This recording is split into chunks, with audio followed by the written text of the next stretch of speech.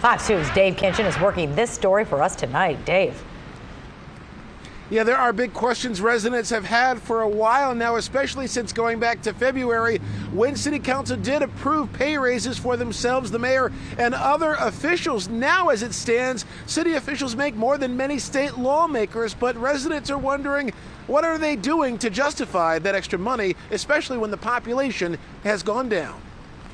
U.S. Census Bureau says Detroit's population has decreased once again. The city of just over 632,000 people has dropped by nearly 8,000 over the last couple of years. But pay for city leaders has gone in the opposite direction. That's right. City officials recently gave themselves some big raises. But the question is, are they doing enough to justify the higher pay in a way that keeps people in the city and attracts more future residents? I'm going to stay in the lane of transportation.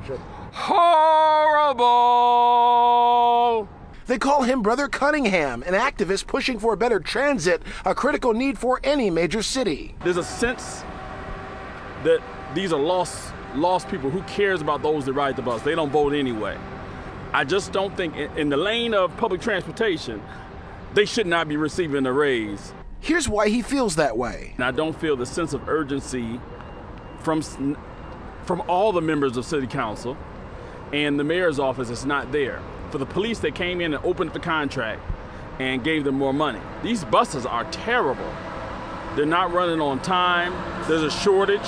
When the bus drivers get trained, they get their CDLB and go elsewhere.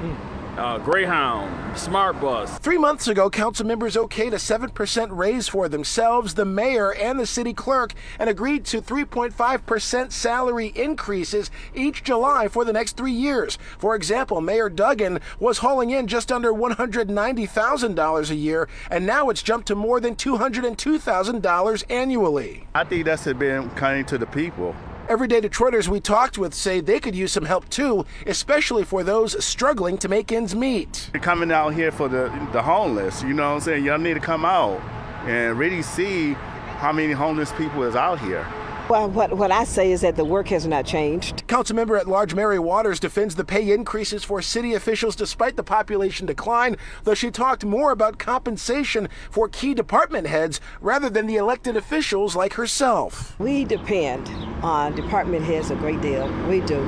They work extremely hard. They deserve an increase.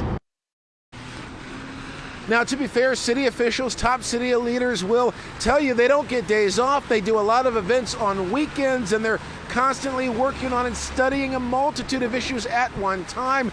Meantime, as it relates to the census, the mayor, of course, ripping the Census Bureau yet again this week, calling it a clown show. We're live at the City County building in downtown Detroit. Dave Kinchen, Fox 2 News. All right, looking at the other side of this, the population dropped by 8,000 people, according to the census. That I understand, but the job is probably still challenging with the cost of everything going up. Salaries across the board from fast food workers to engineers has to go up too. Why not city workers?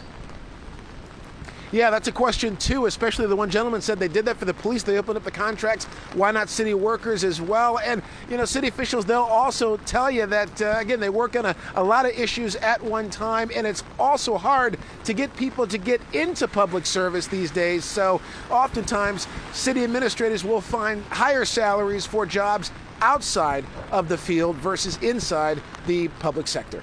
Yeah, you want to have good people in those positions, that's for sure. It's such an important job. Dave Kinchen for us live. Thank you.